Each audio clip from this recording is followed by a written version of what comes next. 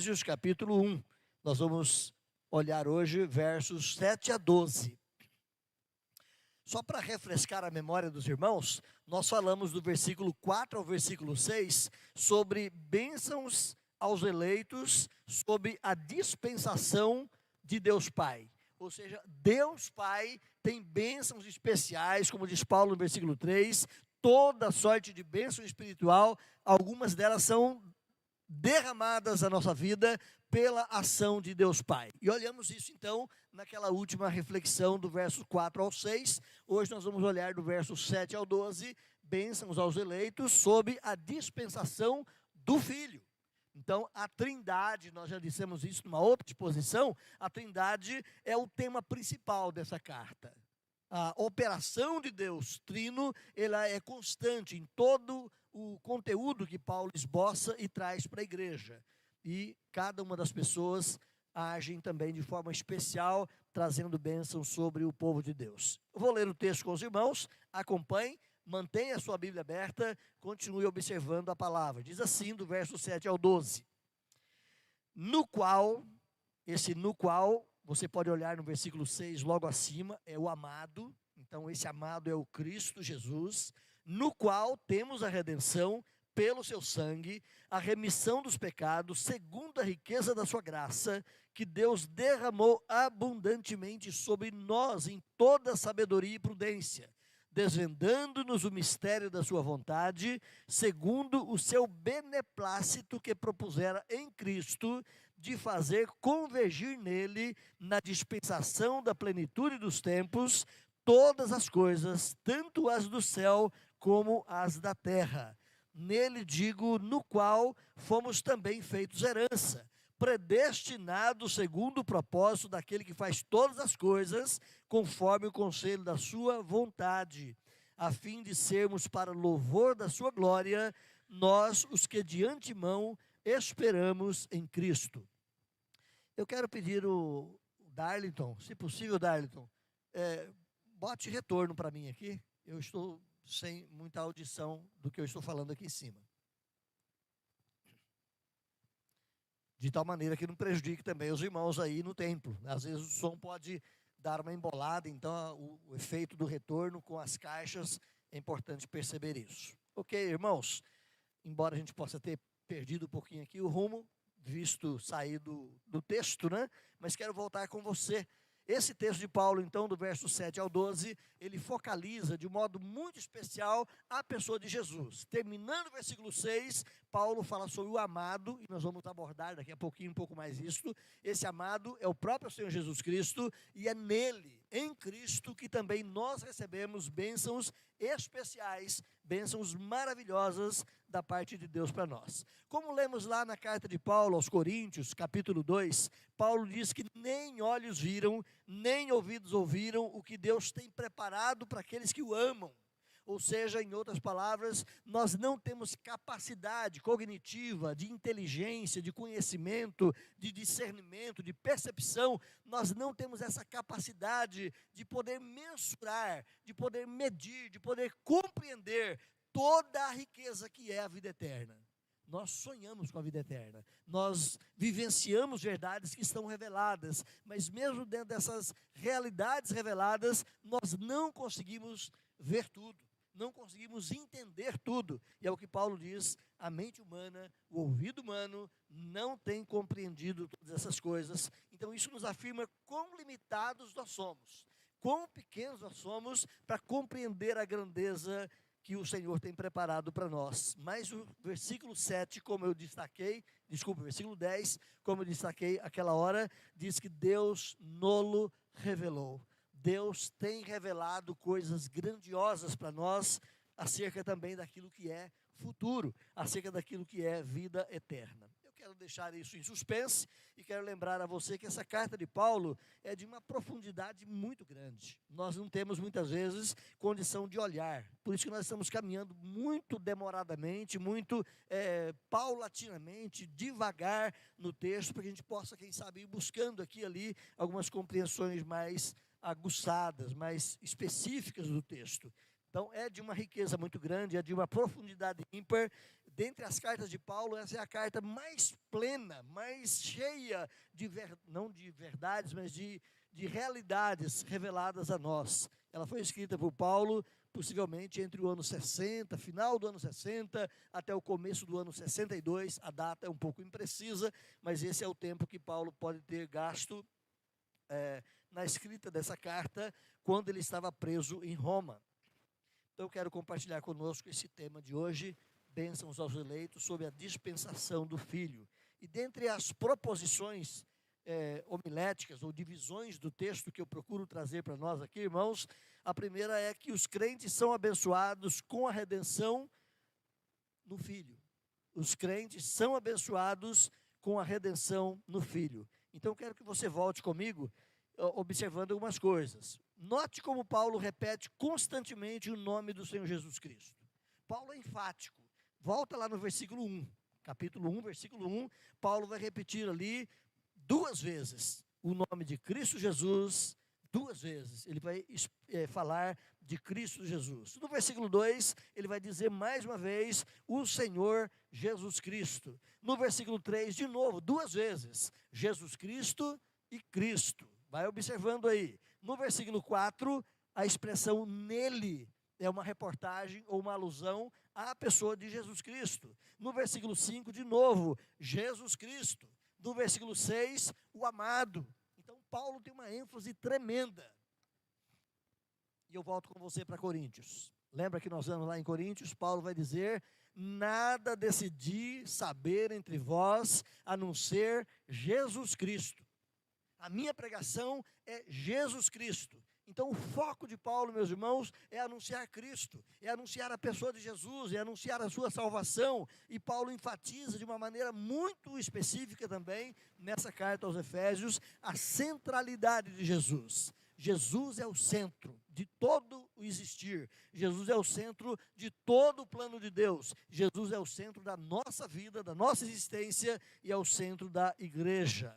Dr. Martin Lloyd-Jones, ele foi pastor na Catedral de Westminster, em Londres, por muitos anos, e ele vai dizer, no explicar desse texto, que ele parece temer, ou seja, Paulo parece ter um certo temor que nós esqueçamos Cristo, que nós deixemos Cristo fora do nosso pensamento. Por isso Paulo repete insistentemente, por isso Paulo avulta e traz de volta à tona continuamente o nome de Jesus. Paulo quer frisar para a igreja que Jesus é a coisa mais importante, é a pessoa mais importante, é o nome mais importante, e nós não podemos perder isso de vista. Voltando para Efésios capítulo 1, versículo 6, nesse verso 6, onde iniciamos a nossa leitura para a reflexão dessa noite, o apóstolo Paulo nos lembra que Cristo é o Filho amado de Deus. Ele vai terminar o versículo 6 dizendo: ele nos concedeu graça, gratuitamente no amado. É em Cristo, é na pessoa de Jesus que recebemos a bênção de Deus, a graça de Deus. Esse termo amado, ele é utilizado por Deus a respeito de Jesus. Se você volta comigo, e pode fazer isso na sua Bíblia, correndo lá para Mateus capítulo 3, versículo 17. Mateus capítulo 3, versículo 17, lá no batismo de Jesus, diz o texto ali que os céus manifestou o poder de Deus, a presença de Deus, a voz de Deus naquele momento do batismo de Jesus, e diz o texto lá assim: e eis que a voz do céu dizia: este é o meu filho amado, em quem eu me comprazo. Então essa expressão, o amado, é uma expressão muito devotada de Deus Pai ao seu Filho Jesus Cristo. Um pouquinho mais à frente ainda, no texto de Mateus, Mateus capítulo de número 17, quando o Senhor Jesus Cristo é transfigurado na presença dos seus discípulos, ou de alguns dos seus discípulos, também de novo uma voz do céu é ouvida. E ali também essa voz do céu realça que Jesus é o Filho amado de Deus. Olha lá, Mateus 17:5 diz assim: falava ele ainda, esse ele aqui é Pedro que estava dizendo: Senhor, é tão maravilhoso esse momento, façamos aqui 3 tendas, uma para o Senhor, uma para o profeta Moisés, uma para o profeta Elias, e nós vamos ficar aqui desfrutando dessa bênção gloriosa que é estar diante do Senhor glorificado. Estava ainda Pedro nessa conjuntura falando, quando uma voz do céu interferiu na fala de Pedro e disse, diz aí o texto então, falava ele ainda, quando uma nuvem luminosa os envolveu, e eis que vindo da nuvem uma voz que dizia, este é o meu filho amado, em quem eu me comprazo, a ele ouvi. Então, a voz de Deus, a pessoa de Deus Pai, sempre olha para Jesus Cristo como filho amado. É o filho especial, é o filho que é carregado com o amor de Deus Pai. Jesus também, meus irmãos, ele vai usar esse termo, amado, na parábola dos lavradores maus. Eu coloquei aqui apenas a referência de Mateus, capítulo 21, mas se você for olhar as referências cognatas, correlatas de Lucas, dos outros evangelistas, também vai aparecer a mesma expressão em Mateus 21, 37, você pode correr para lá, Mateus 21, 37, Jesus contando aquela parábola, onde Deus manda pregadores para o povo de Israel, e essa era a representação ali, mas a ideia era de que tinha uma vinha, onde o senhor daquela fazenda colocou a vinha aos cuidados de alguns servos, eles deveriam cuidar dessa vinha. E chegou o tempo então de devolver a vinha para o dono, ou de buscar os resultados daquela administração. O dono manda lá alguns servos dizer, olha, o senhor da casa manda vocês fazerem a prestação de contas e devolver ali os dividendos ou os frutos para o dono. Então eles fazem o quê? Expulsam aqueles servos. Não temos nada a ver com o dono, manda ele embora, nós não queremos isso. E o Senhor manda de novo outros servos, e eles pegam esses servos e espancam, e ele manda então agora o próprio filho, e Jesus está contando essa história. O Senhor da casa mandou agora o próprio filho, pensando, é o meu filho, eles vão ouvir o meu filho. E eles pegam o filho, espancam-no e o matam. Olha só, essa referência é a própria abordagem da relação de Deus com Israel. E então Jesus conta aquela parábola, e no versículo 37 ele diz assim, e por último enviou-lhe o seu próprio filho, dizendo, ao meu filho respeitarão. A expressão amado está aí dentro desse contexto. O meu filho amado, eles respeitarão. No amado, meus irmãos, o filho, por geração eterna de Deus, nós também nos tornamos amados. Jesus é o filho por geração eterna. Nós ficamos pensando, como é que é o filho por geração eterna? Significa que um dia existia só Deus o Pai? Significa que um tempo, na eternidade passada, só existia a figura do Pai, ou quem sabe também a figura do Espírito Santo, o Filho não existia, e Deus então gerou o Filho? Essa expressão é um termo teológico, irmãos, ele é o Filho gerado, para nós compreendermos que o Pai, o Filho e o Espírito Santo é um único Deus, e as três pessoas sempre existiram. Não houve um tempo que existia só um, e passou um tempo, o outro passou a existir, como se fosse nascido de Deus o Pai. Não, é que na conjunção e na relação das três pessoas da Trindade, a pessoa do Filho, ou a segunda pessoa da Trindade, sempre teve uma relação filial, sempre teve uma relação respeitosa com a pessoa de Deus Pai, nessa relação de pai e ele sendo o filho amado, mas é a pessoa da mesma divindade. É um tanto quanto complexo, porque a nossa mente não consegue captar essa ideia, a nossa mente não consegue processar, em última instância, como é que pode ser um único ser, mas ao mesmo tempo três pessoas. Como que pode ser três pessoas eternas, mas dizer que um deles é um filho. Um filho pressupõe um nascimento, um filho pressupõe um começo de existência a partir do outro, né? Então essas concepções muitas vezes ficam limitadas, mas se tem uma coisa que nós não conseguimos fazer, é negar a doutrina da Trindade numa leitura honesta com a Bíblia. Qualquer pessoa, seja ele cristão ou não cristão, seja ele apenas um pesquisador, um filósofo, seja ele apenas um literato olhando a Escritura, não tem como negar. É um ensino que está aqui. Nós não compreendemos plenamente, porque nós somos muito pequenos diante da excelsitude, da magnitude e da grandeza desse ser maravilhoso. Diz o texto lá de Jó, que nós conhecemos apenas um leve sussurro acerca de Deus. Por mais que conheçamos, é uma leve sombra. Aquilo que Deus é na sua plenitude, nós não temos condições de conceber, de compreender plenamente. Então, Jesus é esse filho amado, é esse ser divino que vive numa relação eterna, amada por Deus Pai como um filho especial. Então, é em Cristo, é no amado Jesus Cristo que nós também nos tornamos filhos amados, filhos por adoção. Se você se volta de novo aí para o versículo de número 5, que nós compartilhamos na última reflexão, diz lá o texto que Deus Pai nos predestinou para Ele, para a adoção de filhos em Cristo Jesus. Ou seja, é em Cristo Jesus que nós nos tornamos filhos de Deus. Essa é uma relação que a sociedade religiosa, de uma maneira ampla, diz que todo mundo é filho de Deus. Verdade ou mentira? À luz da Escritura, meus irmãos, todos nós seres humanos somos filhos de Deus no sentido de sermos criados por Deus.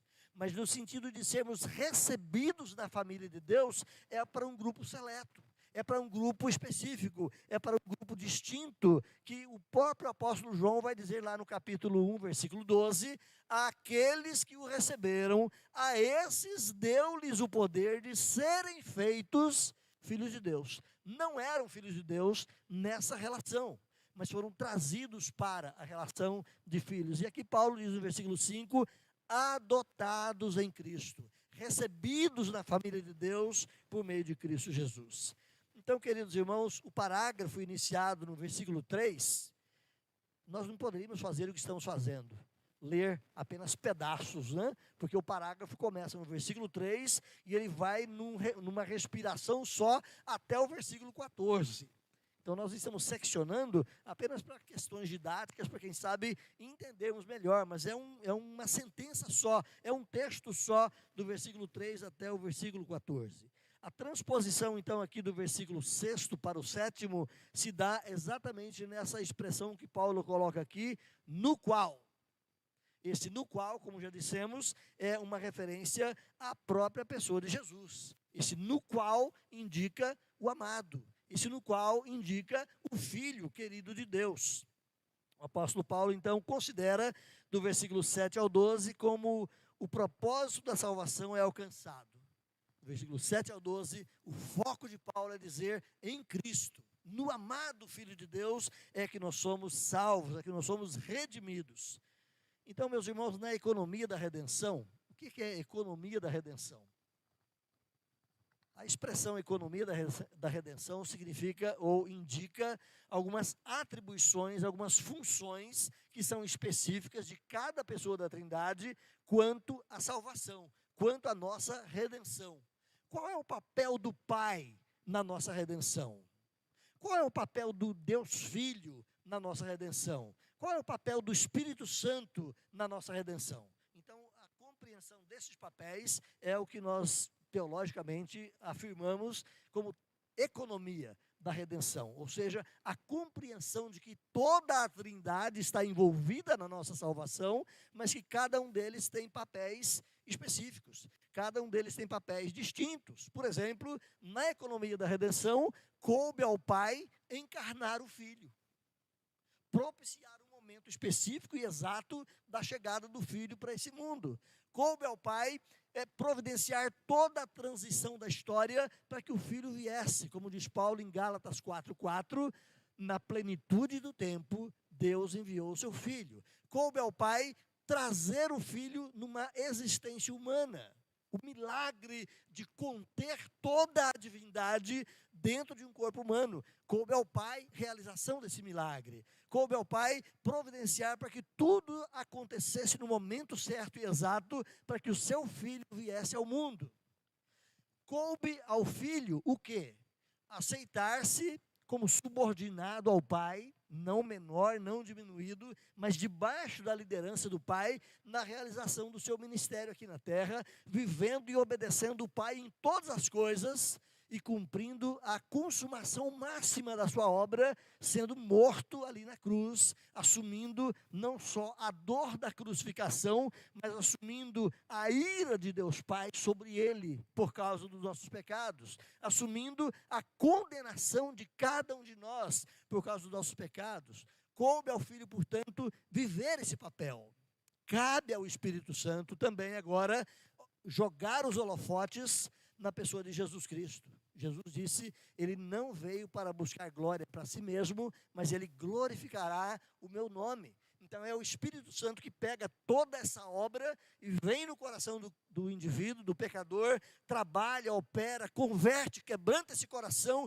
convence-o da sua necessidade de salvação, leva-o a ter fé, leva-o a confessar Cristo como Senhor e continua operando nele a transformação, a santificação da vida, que é um processo que vai atravessar toda a nossa existência, consumando na nossa morte e numa consumação última na ressurreição, no dia da volta do Senhor Jesus Cristo. Então, cada uma das pessoas da Trindade operam papéis específicos na nossa redenção, papéis específicos na nossa salvação. Então, só para elucidar, economia da Trindade é essa distribuição de ações das pessoas da divindade em prol da nossa redenção.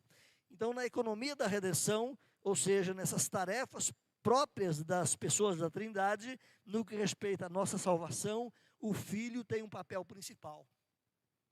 Tanto é que, quando você fala em Salvador, você não pensa em Deus Pai. Quando você fala em Salvador, você não pensa no Espírito Santo. Mas tanto o Pai é Salvador, quanto o Espírito Santo também é Salvador. Mas o foco da salvação é projetado na pessoa de Jesus. Então ele recebe essa visão, esse lugar primordial, especial, no aspecto da nossa salvação. Mesmo com o plano redentivo de Deus, descrito, já colocado por Deus, em exaltar a nossa vida, em trazer-nos para junto dele, em transformar-nos em seus filhos, em nos tornar santos, sem culpas, perdoados, isentos da condenação, levanta-se a questão do como. Como é que isso se torna real na nossa vida? Então, meus irmãos, isso só se torna real na nossa vida, aquele plano de Deus lá da eternidade, em salvar o pecador, em trazer esse pecador para ser filho, em santificar esse pecador, em torná-lo um imitador do próprio Deus. Esse plano de Deus elaborado lá na eternidade, ele só se torna real quando Cristo vem e concretiza a obra da nossa redenção. Então, só para compreendermos, estamos no mundo caído e somos falíveis e ainda somos pecadores. Mesmo Cristo tendo vindo, nós continuamos na condição de pecadores. Como é que podemos então ser levados a esse estado de tal maneira que saiamos da condição de pecadores e alcancemos a posição de exaltados perante Deus? Eu volto nas palavras do Dr. Martin Lloyd Jones, lá na sua explicação, quando ele diz assim: antes de sequer podermos chegar à posição predestinada que Deus planejou para nós, algo terá que ser feito acerca desse problema do nosso pecado e dos nossos pecados. Então, o pecado no singular representa a nossa condição pecaminosa e os pecados no plural significam os nossos atos pecaminosos. Então, antes de chegarmos a esse ponto maior, algo tem que ser feito com respeito a esse problema do nosso pecado. E o que é feito com respeito ao problema do nosso pecado? A redenção em Cristo Jesus. É o que Paulo vai propor para nós, então, no versículo 7. Nele temos a redenção. É por isso que Paulo apresenta aqui, então, como uma coisa principal e necessária para a nossa salvação, essa obra de redenção. Essa obra de redenção é a remoção dos nossos pecados, a remoção do obstáculo que é o pecado na nossa relação com Deus. E isso só acontece através de Jesus. Será que poderia existir uma outra maneira do homem ser salvo? Por exemplo, se o homem sofrer demais, pagar com sofrimento os pecados que ele cometeu, Deus vai perdoá-lo porque ele sofreu? Se o homem tentar fazer boas obras a vida toda, alcançando só resultados corretos e procurando com isso dizer, olha, eu consigo viver a vida que Deus quer que eu viva, o homem conseguiria? Não. A Bíblia vai nos dizer, irmãos, que não existe uma outra forma. Não poderia ser uma outra pessoa que tivesse morrido por nós e não Jesus Cristo? Por que Deus não sacrificou o diabo? Aquela pessoa horrenda, já que ele é o culpado do pecado, que ele morra, para que nós fôssemos isentos. Por que Deus não sacrificou o anjo Gabriel, uma das perfeitas criaturas dele, lá no paraíso eterno? Por que tinha que ser o filho? Não é? Então, nós podemos gastar, quem sabe aqui, horas, escrever muitos livros, e já existem muitos livros escritos nessa procura de mostrar o porquê de ser Jesus. Mas o que eu gostaria de colocar de forma bem sumária, bem rápida, é que não existia outra maneira. Se existisse qualquer outra maneira do homem ser salvo, Deus não sacrificaria o seu filho amado. Porque este é o meu filho amado, em quem eu tenho toda a alegria. Por que é que Deus jogaria toda a nossa lama pecaminosa sobre o seu filho? Por que é que Deus jogaria toda a nossa culpa sobre o seu filho? Por que é que Deus trataria o filho sob a sua ira? Sendo que existiria um outro meio. De forma muito sucinta, a Bíblia vai dizer para nós que não existe outro meio. Isso é representado de uma maneira muito simbólica e muito bonita também, lá no capítulo 5 do Apocalipse. Eu não vou mandar você ir para lá, porque é um texto um pouquinho mais amplo, mas lá no capítulo 5 do Apocalipse, a expressão ali é que havia rolos ou pergaminhos escritos contendo todos os atos da justiça de Deus. E abrir os pergaminhos seria realizar os atos da justiça de Deus. Quem é digno de abrir o rolo? É a pergunta que aparece lá no Apocalipse 5. Quem é digno de realizar os atos da justiça de Deus? Ali a tangência é em relação à salvação dos seres humanos. Quem é digno de fazer isso? E a resposta ali naquele primeiro momento é que não havia ninguém digno. João olhou na sua visão, nem no céu, nem na terra, nem nos abismos, não havia criatura alguma que pudesse ser digna de realizar o ato redentor de Deus. E João começa a chorar, desesperado ali na sua visão, ele chora abundante e efusivamente, porque não havia esperança de salvação para essa humanidade caída. E de repente um anjo volta-se para João e diz: João, não chores, não chores. Eis que a raiz de Davi, o filho de Jessé, o cordeiro, ele foi encontrado, foi achado alguém. Então esse alguém é reportado como sendo o Filho de Deus. O único que poderia realizar a redenção da raça humana era o Filho de Deus. O Deus eterno que viria para a terra, se tornaria um ser humano, viveria em santidade e justiça e sofreria a nossa condenação. É o único que poderia cumprir esse ato salvador. Então Paulo apresenta aqui a primeira necessidade da nossa salvação como sendo a redenção, e isso só pode ser alcançado mediante a obra de Jesus Cristo. Meus irmãos, o cristianismo se resume em uma palavra. O que é o cristianismo? Em uma palavra: Cristo. Todo o cristianismo se resume na pessoa de Jesus. Se você quiser viver os padrões de cristianismo sem Cristo, não existe cristianismo. Você pode inventar outra religião, outros conceitos, outros valores, mas o cristianismo se resume na pessoa de Jesus. É Deus em forma humana, entregando a sua vida pela nossa redenção. Jesus vai dizer lá no texto de João 14,16, que você conhece muito bem: eu sou o caminho, a verdade e a vida. Ninguém vem ao Pai senão por mim. Não existe outro meio. A única forma de o homem alcançar o projeto de Deus e ser salvo e ser exaltado perante o Senhor é através da redenção que há em Cristo Jesus. Volto para o versículo 7 de Efésios 1, no qual temos a redenção pelo seu sangue. Atos capítulo 4, versículo 12, é um versículo maravilhoso, e eu gosto de sempre expô-lo ou demonstrá-lo, porque fala de Pedro.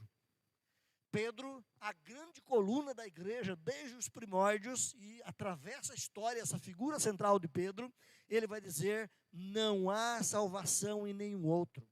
Não existe nem no céu, nem na terra, nem debaixo da terra, nenhum outro nome referido entre os homens, pelo qual importa que sejamos salvos. Não existe um outro nome, não existe uma outra pessoa. A salvação só se dá por meio da pessoa de Jesus Cristo. Então, meus irmãos, o Senhor Jesus, Ele não veio para nos dizer o que fazer para sermos salvos. O Senhor Jesus Cristo veio para nos salvar. Ele não veio para nos ensinar um caminho melhor como seres humanos, ele veio para ser o redentor da nossa raça caída. Ele não veio para nos ensinar com o seu exemplo como viver de maneira agradável a Deus. Ele veio para pagar o preço do nosso pecado. Embora todas essas outras alternativas sejam contidas na sua pessoa, o alvo principal de Jesus era morrer em nosso lugar, era redimir-nos da nossa culpa. Lucas capítulo 19, versículo 10, você conhece também muito bem, fale comigo. Lucas 19, 10. A gente não lembra, né? Qual é o versículo? O Filho do Homem veio para buscar e salvar o que estava perdido. O Filho do Homem veio para buscar e salvar o perdido. Esse é o propósito da vinda de Jesus. Ele foi um bom mestre? Excelente. Ele foi um bom exemplo? Maravilhoso. Ele foi o perfeito cumpridor da lei? Exímio cumpridor da lei. Mas ele veio com o objetivo de dar a sua vida e salvar o que estava perdido. O vocábulo que Paulo utiliza aqui no versículo 7, meus irmãos, nessa palavra redenção, lá no grego é a palavrinha apolitrosis. Originalmente essa palavrinha significava reobter ou readquirir alguma coisa por meio de compra, ou libertar por meio de um resgate. Então, existe uma historieta contada para as crianças, quem trabalha com a PEC, né, Nayara, conhece a historinha, do barquinho possuído 2 vezes. Ouviram essa historinha? Um garotinho, certa feita, o seu pai o levou para a oficina, ali no fundo de casa, e trabalhou as peças de um barquinho, montou um barquinho a velas, lindo aquele barquinho, pintou com cores maravilhosas e lindas, e deu ao seu filho no dia do seu aniversário.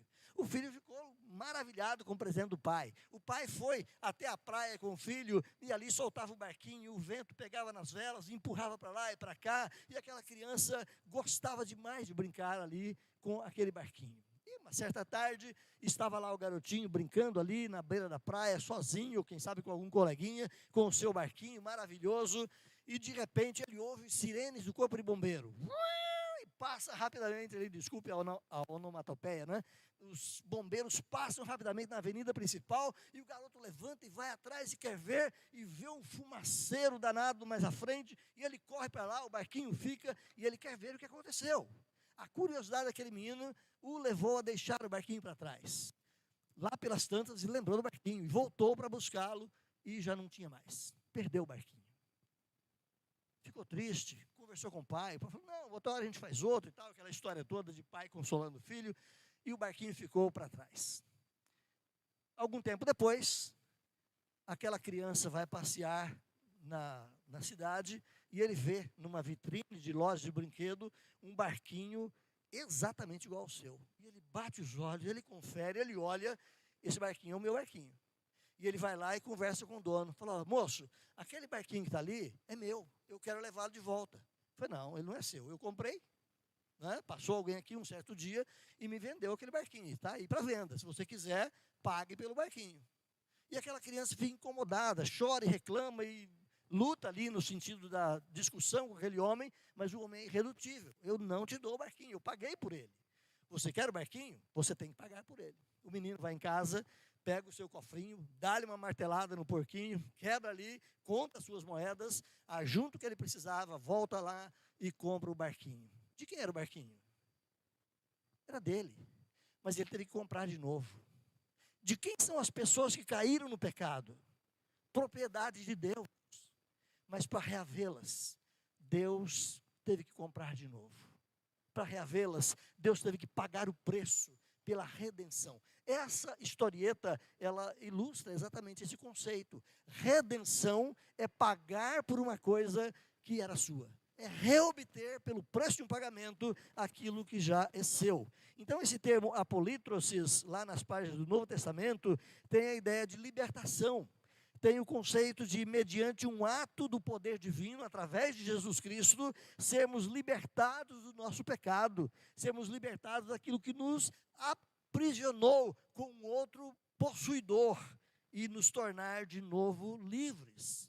Eu quero trazer uma outra ilustração rápida, que é o povo de Israel, ele foi libertado da escravidão lá do Egito, mediante um ato do poder divino, e isso prefigurava a redenção em Cristo Jesus. O povo de Israel era de Deus, estava na escravidão, e Deus vai lá e liberta esse povo. Por um ato sobrenatural de Deus, esse povo é tirado de lá. E nasce naquela libertação uma celebração que atravessa a história, até hoje ela é presente na vida do povo judeu, que é a celebração da Páscoa. Nós cristãos não celebramos mais a Páscoa, no sentido judaico da palavra. Nós celebramos o quê? A morte e a ressurreição de Cristo em nosso lugar. Ele é o nosso Cordeiro Pascal, ele é a nossa Páscoa, mas não celebramos a Páscoa judaica, que é a celebração da libertação do povo do Egito. Nós celebramos a nossa libertação em Cristo Jesus. Mas para que acontecesse a libertação lá do Egito, você se lembra da história? Um cordeiro tinha que ser morto, no lugar do filho mais velho da casa. A casa que não sacrificasse um cordeiro, e tinha todas as especificações daquele cordeiro, a casa que não sacrificasse o cordeiro, o filho da casa morreria. Os judeus acreditaram nessa proposta de Deus, e o cordeiro é sacrificado. Mas as casas onde não tiveram o cordeiro sacrificado, os filhos morreram. E você conhece a história.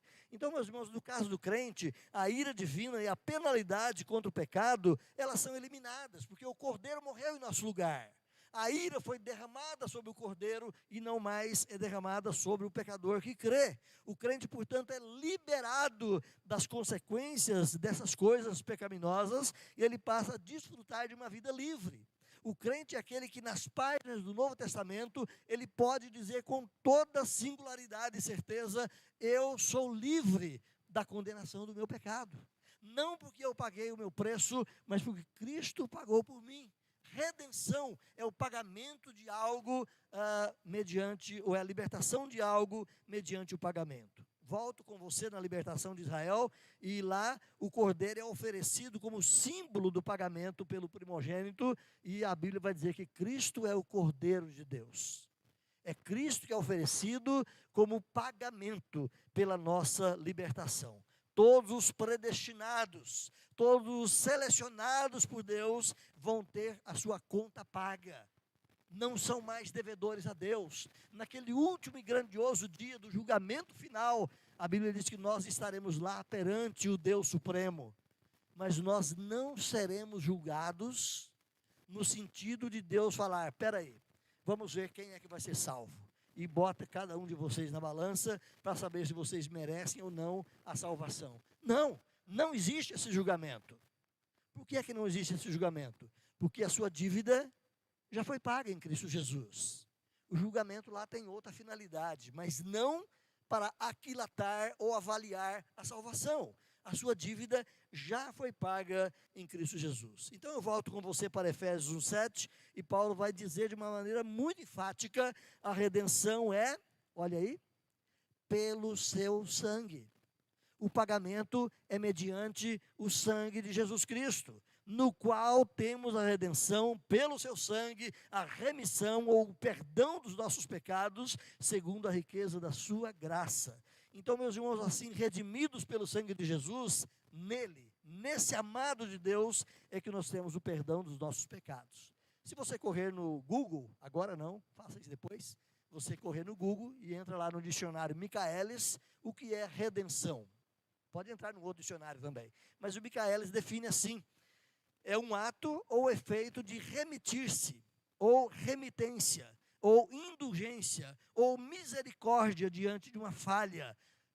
Remissão é clemência, remissão é perdão. Então o versículo 7 diz aí, no qual temos a remissão, a clemência de Deus sobre os nossos pecados, o perdão de Deus sobre os nossos pecados. Quando você vai lá para Pedro capítulo 1, versículo 20, o apóstolo Pedro diz que não foi mediante coisas corruptíveis como prata ou ouro que vocês foram resgatados dessa condição de pecadores. Não foi mediante riquezas humanas e materiais humanos que vocês foram resgatados dessa condição pecaminosa que vocês herdaram dos vossos pais, mas o Pedro vai dizer ali, foi mediante o precioso sangue, como de cordeiro sem defeito e sem mácula, o sangue de Cristo.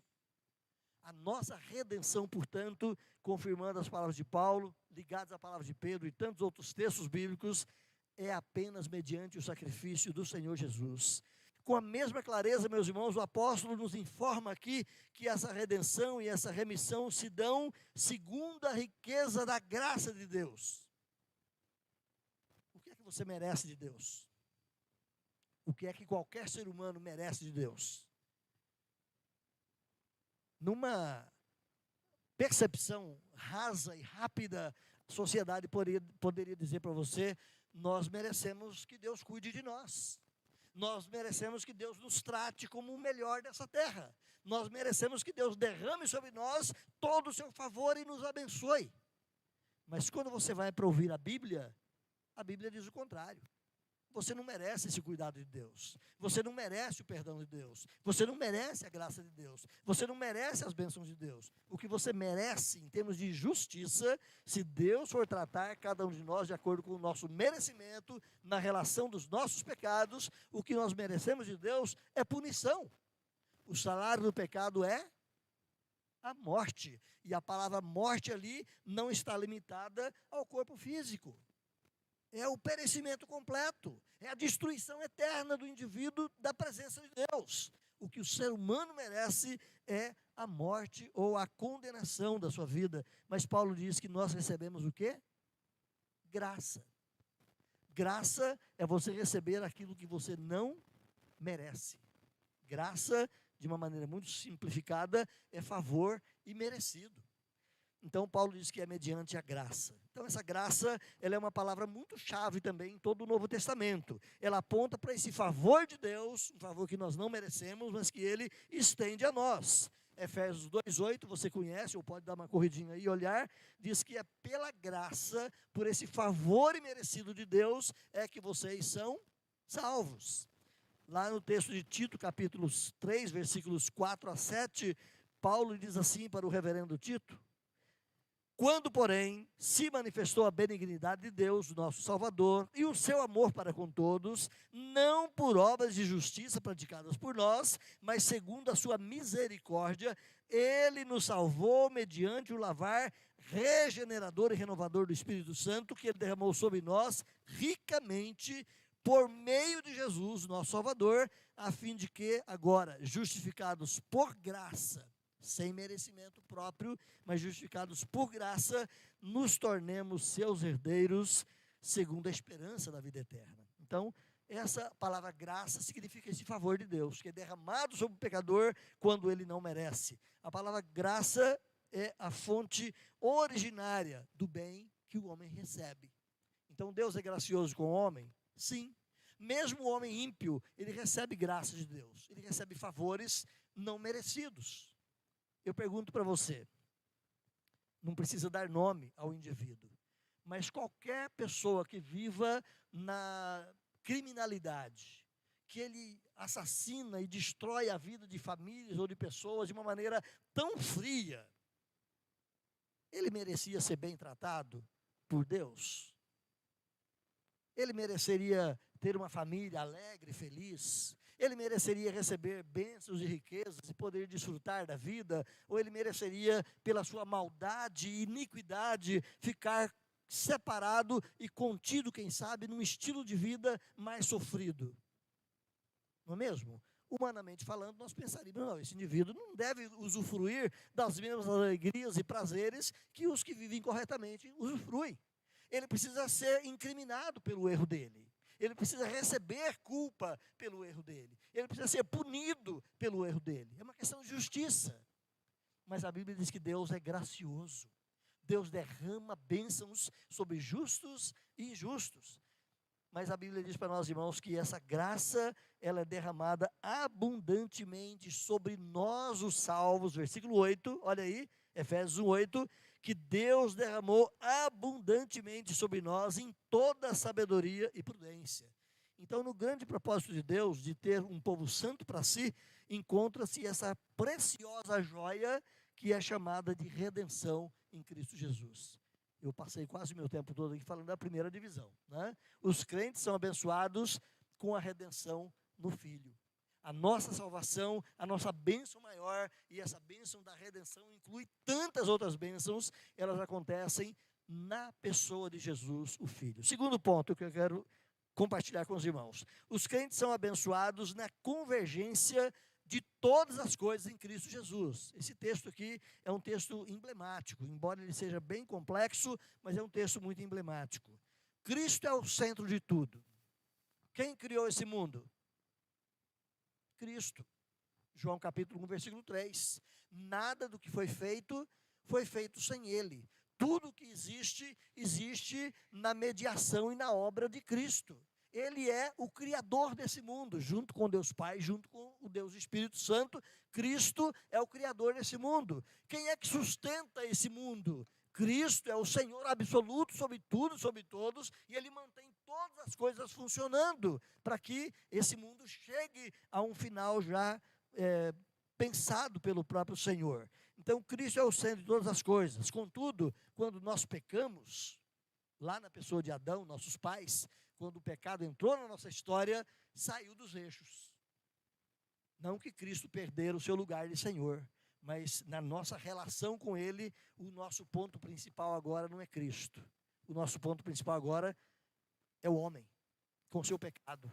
O desejo do coração do homem não é servir a Cristo. O desejo do coração do homem não é glorificar o Senhor. O desejo do coração do homem não é ser obediente a Deus e usufruir das bênçãos e da relação com Deus, mas o desejo do homem é satisfazer os seus próprios desejos pecaminosos. Então, Cristo perde na relação com o homem esse lugar, essa orbitância onde tudo girava em torno de Jesus. Agora, com o pecado, as coisas giram em torno do próprio homem. O apóstolo Paulo, meus irmãos, ele afirma que como o desdobramento da redenção em Cristo, todas as coisas voltarão ao eixo. Ou seja, quando Cristo completar a sua obra aqui nessa terra, na parte da redenção já está completo, na salvação está em processo. Quando a última pessoa a ser salva for alcançada, Cristo entrará em cenário, modificará esse mundo e de novo ele vai ser o centro onde todas as coisas orbitarão em torno dele de maneira harmônica e todos viverão felizes para sempre, né? Esse é o conto de fadas. Todos viverão eternamente onde Cristo é de fato o Senhor, onde Cristo é de fato o centro de tudo. Então Paulo vai dizer aqui nos versículos 9 a 10, olha aí, desvendando-nos o mistério da sua vontade, segundo o seu beneplácito. Qual é o mistério? O mistério que ele propôs em Cristo de fazer convergir na pessoa de Cristo, no final da plenitude dos tempos, todas as coisas, tanto do céu quanto da terra. Tudo vai voltar ao eixo e Cristo é o centro de todas as coisas. Versículo 9 e 10, você percebe isso, de fazer convergir nele todas as coisas, tanto as do céu quanto as da terra. Então a restauração final, meus irmãos, ela não se trata apenas de salvar almas dos homens. A restauração final trata de colocar de novo na órbita correta todo o projeto, toda a criação de Deus.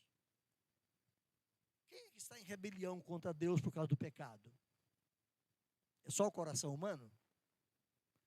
Seres espirituais estão em rebelião também com Deus por causa do pecado. A natureza está em desconformidade com a criação de Deus por causa do pecado. Corre lá para Romanos capítulo 8, versículo 22, Romanos 8, 22, Paulo diz assim: sabemos que toda a criação, ao mesmo tempo, ela geme e suporta angústias por causa do pecado. A criação sofre. Você já percebeu que existe traços de deformação por causa da pecaminosidade do ser humano também na criação? Por que existem pessoas que nascem de repente faltando um braço, uma perna, ou com visão, a cegueira, ou qualquer outro problema físico? Irmãos, em última instância, é por causa do pecado. Não do pecado dessa pessoa apenas, mas lá do pecado original. O pecado original alterou a nossa estrutura, alterou a normalidade das coisas em nossa existência. Por que que animais nascem defeituosos? Um boi com duas cabeças, com 3 patas ou coisa parecida? Por que ele nasce cego? Por que a natureza sofre também? Em última instância, é porque o pecado alterou toda a criação. O pecado mexeu com todo o projeto de Deus de um mundo perfeito. E a Bíblia diz então que no final da história, tudo isso vai ser restaurado, regularizado e tudo vai viver harmônica e perfeitamente por causa de Jesus Cristo. Então esse texto aponta para o tema central de toda a Bíblia, que não versa apenas sobre o homem. O centro de toda a Bíblia não é a história do homem. O centro de toda a Bíblia é a história de Cristo Jesus, a pessoa de Cristo Jesus. O apóstolo Paulo usa aqui uma expressão no grego, uma palavrinha um tanto quanto difícil até de falar, anakephalaia asestai. Essa palavrinha difícil que Paulo diz aqui, diz convergir. O poder de fazer convergir, o poder de reunir, o poder de unir, o poder de somar, o poder de colocar debaixo da dimensão do senhorio de Cristo todas as coisas. Romanos 14, 9. Você não vai lembrar também do endereço, mas talvez o conteúdo você lembra. Por que é que Cristo morreu? Qual é o objetivo principal da morte de Jesus? É resgatar o pecador? Via de regra, nós falamos que sim, né? Mas lá em Romanos 14, 9, Paulo vai dizer assim, o fim principal do porquê Cristo morreu e ressuscitou é para que ele seja Senhor. E quando Paulo fala aos Filipenses, depois de Jesus Cristo ter morrido e ressuscitado, Deus o exaltou sobremaneira e deu a ele o nome que está acima de todo nome, que é o nome de Senhor, para que todos os seres humanos e toda a criação se volte para Cristo e reconheça que Ele é o Senhor. Jesus é o centro. E todas as coisas voltarão a orbitar de maneira que Cristo é o centro, de maneira que Cristo seja mesmo o Senhor. A versão Almeida e corrigida, ela é bem mais bem sucedida na tradução, e ela diz assim, de tornar a congregar em Cristo todas as coisas. A nossa Bíblia fala de convergir a Cristo, né, na nossa versão atualizada. Mas na corrigida fala de tornar, ou seja, antes já era tudo em Cristo. Mas desgringolou a coisa, desarmonizou a coisa. Então agora ele vai tornar a colocar todas as coisas a funcionar em volta da pessoa de Jesus. Se você corre para Colossenses 1,16, Paulo diz assim, nele foram criadas todas as coisas do céu, na terra, sobre a terra, as visíveis, as invisíveis, sejam tronos, soberanias, seja principados, seja potestades, tudo foi criado por meio dele, para ele, e ele é antes de todas as coisas, e nele tudo subsiste. Ele é o centro de toda essa criação, ele é o centro de toda essa gerência de todas as coisas. O pecado desequilibrou isso, mas tornará a voltar. Essa é a expressão de Paulo aqui. Então nós cristãos, irmãos, os salvos em Cristo Jesus, a eles é dado essa bênção de participar desse poder de convergência. Quando nós vivemos o Evangelho, quando nós pregamos os valores do Evangelho, quando nós praticamos as coisas do Evangelho de maneira correta, nós estamos ajudando a organizar esse mundo, a colocar de volta as coisas nos seus devidos lugares. E nós não podemos perder isso de vista. Os crentes são abençoados na participação dessa convergência de todas as coisas em Cristo Jesus. Lá no original grego, essa expressão todas as coisas, que você tem aí no versículo de número 8, todas as coisas, tapanta, é a palavrinha lá do grego, inclui tudo mesmo. Então, aquela velha brincadeira que alguns pastores fazem, né? Sabe o que significa tudo no grego? Tudo. Né? Não é diferente do português. Tudo significa tudo. Cada coisa criada, cada ser criado, tudo vai ser restaurado a um lugar de reconhecimento da glória de Deus. Diz o texto bíblico que no último dia, todo joelho se dobrará e toda língua confessará que Jesus é o Senhor. Todo joelho e essas todas as línguas é só dos salvos em Cristo? Não. Todo o universo, anjos e demônios caídos, Os seres mais poderosos em rebelião contra Deus vão se ajoelhar diante do Senhor. Os pecadores, os homens, as raças que existem, que estão em rebelião contra Deus, vão se ajoelhar diante de Jesus e vão reconhecer: Ele é o centro de tudo. Ele é o Senhor sobre todas as coisas. Ele é o Senhor sobre a nossa vida. E nós merecemos aquilo que Ele estabelecer nesse julgamento. No inferno, portanto, não vai existir uma multidão de pessoas chorando contra as ações de Deus. No inferno vai existir uma multidão de pessoas e de seres angélicos caídos e condenados, chorando a condição deles. Estamos aqui porque merecemos. Estamos aqui porque fomos rebeldes contra Deus. Ele é o Senhor, Ele é o centro de tudo. Irmãos, partindo para o encerramento, essa expressão todas as coisas na terra significa que a missão de Jesus resgatará o desequilíbrio trazido aqui na terra. Mas todas as coisas dos céus significa que também os céus, ou seja, toda a criação de Deus, em alguma medida foi abalada com o pecado. O pecado aconteceu lá, o pecado aconteceu aqui, houve desarmonia geral, e no final das contas, todas as coisas serão reagrupadas, convergidas para a pessoa de Jesus. Versículo de Colossenses 1, 16 e 17 diz que tudo foi criado por Ele, por meio dEle e para Ele. Era assim, esse é o projeto, mas saiu do eixo. E na redenção final, tudo volta a esse mesmo eixo. Então o cristão, ele tem essa bênção de participar desse processo de reorganizar esse mundo. Quando você vive corretamente o Evangelho, você está ajudando a colocar em órbita as coisas do modo que deveriam ser. Certa feita, o Evangelho chegou na região da Turquia, quando Paulo estava ali pregando o Evangelho, e lá naquela região há uma expressão bonita ali: aqueles que têm convergido o mundo, aqueles que têm transtornado o mundo, chegaram também até aqui. É a expressão das pessoas ali. Essas pessoas que estão virando o mundo de cabeça para baixo, chegaram também em nossa cidade. Era Paulo e os missionários.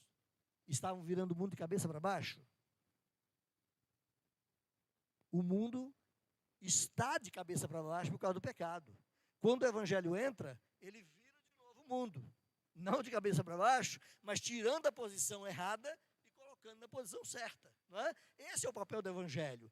Quando cada um de nós vivemos o princípio da Bíblia, quando cada um de nós ensinamos as verdades do Evangelho, estamos trazendo de volta o mundo para a sua posição correta, que é o reconhecimento de Jesus como Senhor. Termino aqui com a última expressão, vou ser bem mais rápido nessa. Os crentes são abençoados com a dádiva de serem feitos herança.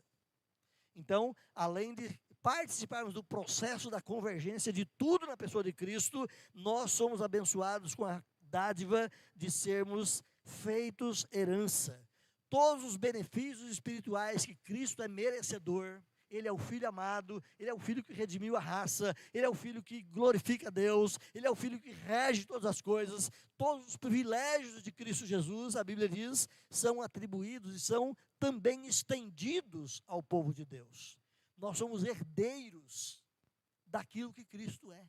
Nós somos herdeiros do potencial de vida que Cristo é. Nós somos herdeiros da gerência que Cristo tem sobre o mundo. A Bíblia diz que nós julgaremos os anjos. Nós participaremos da condenação de anjos. A Bíblia diz que nós julgaremos o mundo caído no pecado. Nós participaremos também com a nossa vida, com o nosso testemunho, com a sabedoria dada por Deus para julgar esse mundo caído. A Bíblia diz que nós gerenciaremos esse mundo, nós ajudaremos a administrar esse reino grandioso de Cristo Jesus. Herdeiros daquilo que Cristo é, herdeiros daquilo que Cristo tem. O que Cristo tem? Diz o texto, nem olhos viram, nem ouvidos ouviram. A coisa é muito grande, é muito além da nossa compreensão, mas nós participaremos disso. Nós estaremos envolvidos nessa grandiosa vida. Romanos 1:11 diz aí, mais uma vez, no qual, de novo a referência é em Cristo, no qual nós somos feitos herança, no qual nós somos predestinados segundo o propósito daquele que faz todas as coisas conforme o conselho da sua vontade. Então, em Cristo nós somos feitos herdeiros ao mesmo tempo somos feitos herança. Nós somos a herança que pertence a Cristo. Pelo fato de o verbo estar na voz passiva, nós somos feitos herança, não é eu que me faço, mas é Deus que me faz herança para Cristo. Então nós temos que entender que nós somos tomados por Cristo como uma herança, como uma dádiva. Quando um rei, na época passada, entrava num reino, numa cidade e dominava, todas as riquezas, joias, poderes e glórias daquela cidade passariam a pertencer àquele rei. Era chamado de despojo, não é? Então os reis levavam os despojos da guerra. As riquezas, as grandezas, os poderes eram levados com eles para o seu reino. A Bíblia diz que nós somos o despojo de Cristo. Ele guerreou contra as hostes malignas, ele guerreou contra a nossa pecaminosidade, ele ganhou essa guerra e ele leva um povo para ele, como despojo, como herança. O texto lá do Velho Testamento, em muitos lugares, vão dizer isso, que o povo de Deus é a sua herança. Ele tomou Israel como sendo a sua possessão. A porção do Senhor é Jacó. Nós vamos encontrar muitos textos que reportam a essa ideia. E essas palavras também podem significar que nós somos feitos participantes da herança de Cristo Jesus. Na eternidade, nós viveremos em reinos e em famílias, como estamos aqui, talvez não mais existindo a função de marido e mulher, a vida biológica um pouco modificada, mas viveremos num conluio ou numa vida comunitária perfeita. E que bênção é poder estar com pessoas que foram alcançadas por Cristo Jesus e foram agora aperfeiçoadas. Já é uma bênção viver na nossa sociedade, não é mesmo? De repente um amigo, uma pessoa da família, você se estreita no relacionamento, é uma pessoa afável, amável, e é maravilhoso essa relação humana. Agora imagine como será grandioso você no mundo perfeito, num relacionamento onde o pecado não exista mais. Não é? A herança de Cristo na vida do irmão também é minha. A bênção de Deus transformar aquele irmão afeta também a minha vida, no meu relacionamento lá nessa eternidade toda. Paulo vai dizer em Romanos 8,17, que se somos filhos de Deus, somos também herdeiros de Deus em Cristo Jesus. Em Colossenses 1,12, Paulo diz, dando graças ao Pai que vos fez idôneos à parte que vos cabe da herança dos santos. Vocês serão herança e receberão herança na eternidade. O profeta Isaías, quando ele fala lá no capítulo 53, que Cristo deu a vida por nós, e ele recebeu homens, ou pessoas, como despojo da sua obra, como resgate, como herança da sua obra. Por isso eu lhe darei muitos, diz o texto lá, como a sua parte. João 6,37, Jesus diz, todo aquele que o Pai me dá, é a herança de Deus, dando salvos para pertencerem a Cristo Jesus. João 6,39, todos os que o Pai me deu. João 17,6, os homens que me deste do mundo. João 17,9, aqueles que me deste do mundo. Então, os salvos em Cristo são bênçãos de Deus, dadas a Cristo Jesus. Ao mesmo tempo somos herança e ao mesmo tempo somos também herdeiros desse reino. Então é o que Paulo traz aqui para nós, irmãos, que nós participamos também com a dádiva, com a bênção em Cristo de sermos herdeiros e de sermos herança. Volto para 1 Coríntios 2,9. Lembra? Nem ouvidos ouviram, nem o entendimento humano captou tudo, mas Deus tem mostrado para nós um pouco da grandeza e da beleza daquele reino. Então o reino de Deus, irmãos, ele ultrapassa a nossa capacidade de entendimento, a nossa capacidade de imaginação.